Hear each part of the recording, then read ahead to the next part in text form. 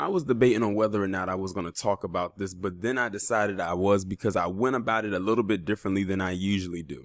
So there was this article that just came out talking about something that happened over the weekend in Chicago, America's or mainstream media's favorite place to talk about. And I'm saying that with utter sarcasm, where they said that there was some looters that went to downtown Chicago and it was more than 100 people arrested. They said there was a shooting that occurred with the police and everything like that. But before I even decided to actually make this video, I decided to go another route. I had posted up on my Twitter account, to anyone who lives in Chicago, can you confirm or deny that there's any looting still going on in the city of Chicago? Now, I did have some people that did say yes, and I had some people that said it is, but it's not as inflated as it was during the essence of George Floyd, like the inception of that, or how mainstream media is putting it out there to be. So I'm deciding that I'm going to go ahead and run with that. And then someone had tagged me in footage where you did see some people who I guess was in a mall, because you could see through the glass that they were running down up a set of escalators with clothing items in their hands. So you can only assume that's most likely what was going on. But leave it to mainstream media to work their little witchcraft to make it seem like it's something more than what it is. Because I'm going to read this article to you, and then I'm going to tell you what I've been informed of from people who are actually there. And when it comes to Chicago, we have to make sure we reach out to the people, especially if you don't live there. Reach out to the people that live there and go off of what they say, because I'm more inclined to believe what they say. Because mainstream media, when it comes to them talking about Chicago, they will put anything out there to make us look bad. And I say us because I don't even live in Chicago, and they'll put it out there to make me look bad as well. And I don't even live there. I've never even been to Chicago, and I'm not even afraid to say I would actually like to go one day. But let me go ahead and read this article. It says hundreds of looters descended on downtown Chicago early Monday following a police shooting on the city's south side, with vandals smashing the windows of dozens of businesses and making off with merchandise, cash machines, and anything else they could carry. When police shot a man after he opened fire on officers Sunday afternoon, the incident apparently prompted a social media post hours later urging looters to converge on the business district, Police Superintendent David Brown told a news conference. Some 400 additional officers were dispatched to the area after the department spotted the post. Over the next several hours, police made more than 100 arrests and 13 officers were injured, including one who was struck in the head with a bottle. Brown dismissed any suggestion that the chaos was part of an organized protest of the shooting, instead calling it pure criminality that included occupants of a vehicle opening fire on police who were arresting a man they spotted carrying a cash register. No officers were wounded by gunfire, but a security guard and a civilian were hospitalized in critical condition after being shot, and 5 guns were recovered. I wonder if any of those guns had another Trump emblem on it like that last one. Mayor Lori Lightfoot agreed that the melee had nothing to do with the protest. This was a straight-up felony criminal conduct, she said. This was an assault on our city.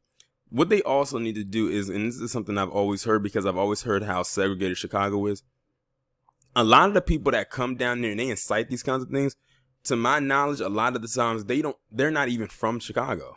A lot of them come from neighboring cities and come over there and they inflict and start chaos, and then that's what kicks everything off. Let's not forget, this is the same Chicago that had them bait trucks in there. This is the same Chicago had them bait crates.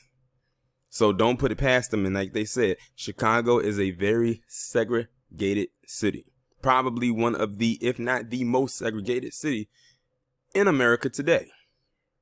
And I've heard that from every person who lives in Chicago. Anybody from Chicago will tell you that. 45, I'm sorry, I skipped ahead. The looting brightened the national spotlight that has been going on in Chicago for weeks after a surge in gun violence that resulted in more homicides in July than any month in decades, so they say. 45, who has repeatedly criticized the city's handling of the violence, recently ordered more federal agents to Chicago to take part in what Attorney General William Barr called classic crime fighting. I'm almost certain that's code for something else. Further ratcheting up the tensions in the city was a video that circulated on Facebook hours before the looting that falsely claimed that Chicago police had shot and killed a 15-year-old boy. Posted at 6:30. Now look at that. Falsely claimed that Chicago police had shot and killed a 15-year-old boy.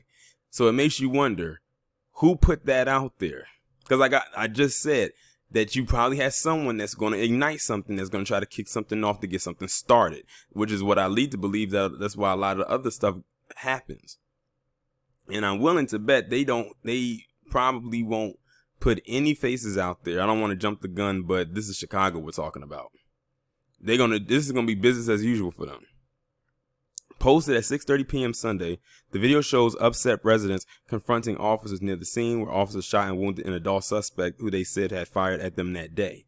By Monday morning, it had been watched nearly 100,000 times. Witnesses to the looting described a scene that bore a striking resemblance to the unrest that unfolded in the protests over the death of George Floyd in Minneapolis devolved into chaos. Brown suggested that the lenient treatment of people arrested then played a role in what happened Monday. Not many of those cases were prosecuted to the fullest extent. These looters, these thieves, these criminals being emboldened by the lack of consequences, emboldened to do more. At the same news conference, Lightfoot addressed the looters directly, telling them that police had collected a lot of surveillance video and other evidence that will be used to arrest and prosecute as many as possible.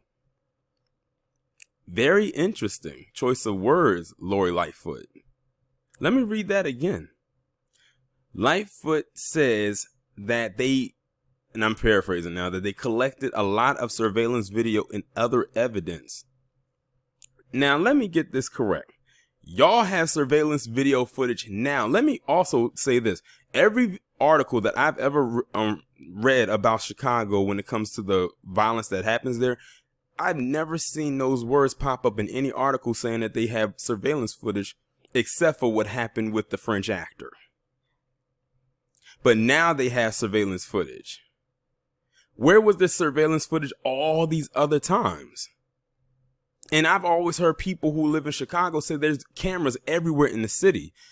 So now all of a sudden they work? Did y'all get some kind of new budget where now y'all can fix the cameras that are allegedly not working, even though we know that they are working? But it's amazing now that they have surveillance footage. Huh?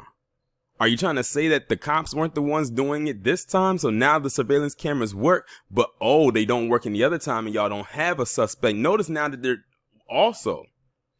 they're saying that they have suspects now.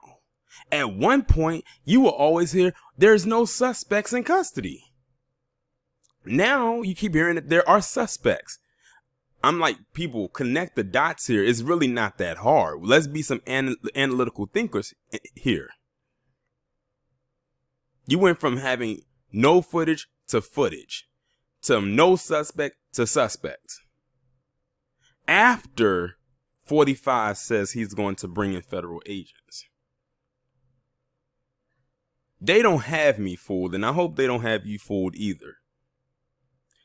Videos of the vandalism show huge crowds of people smashing their way into businesses and streaming out of the broken windows and doors loaded down with clothes and other merchandise. They loaded up vehicles and drove off, some leaving behind boxes of rocks, and they had apparently brought to shatter the windows. Cash registers, drawers, and clothes hangers were strewn about the streets, along with automatic teller machines that had been ripped from the walls or pulled from inside businesses. Store miles from downtown were also ransacked, their parking lots littered with glass and boxes that once contained television sets and other electronics. This was probably very orchestrated. The Reverend Michael Flager, a prominent Roman Catholic priest and activist on the city's south side, told Chicago station WBBM. Train and bus service into downtown was temporarily suspended. Bridges over the Chicago River were lifted, preventing travel to and from the downtown area, and state police blocked some expressway ramps into downtown. Access was to be restored later in the day. Brown said the department would maintain a huge presence in the downtown area indefinitely, telling reporters that all days off had been canceled until further notice. Police responded about 2:30 p.m. Sunday to a call about a person with a gun in the Southside Englewood neighborhood and tried to confront someone matching his description in an alley. He fled from officers on foot and shot at officers, according to them. Officers returned fire, wounding the man, who was taken to the hospital for treatment. He was expected to recover. 3 officers were also taken to a hospital for observation. Brown later said the 20-year-old man had a long criminal history, including arrest for domestic battery and child endangerment. He said a gun was recovered at the scene.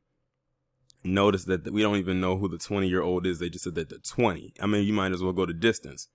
More than an hour after the shooting, police and witnesses said a crowd faced off with officers after someone reportedly told people that police had shot and wounded a child.